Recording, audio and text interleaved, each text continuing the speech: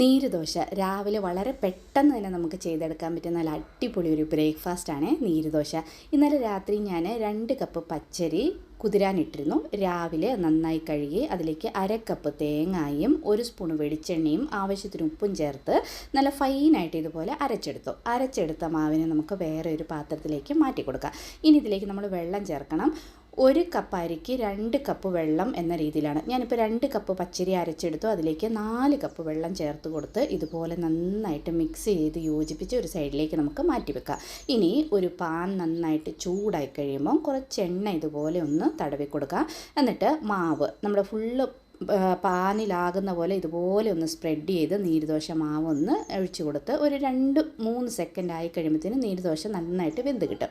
എന്നിട്ട് ഇതുപോലെ എടുത്ത് നമ്മൾ വേറെ ഒരു പാത്രത്തിലേക്ക് മാറ്റി വെച്ച് ഒന്ന് തണുത്ത് കഴിയുമ്പോൾ ഇതുപോലെ മടക്കി എടുത്ത് വെച്ച അടിപൊളി നീരുദോശ റെഡി.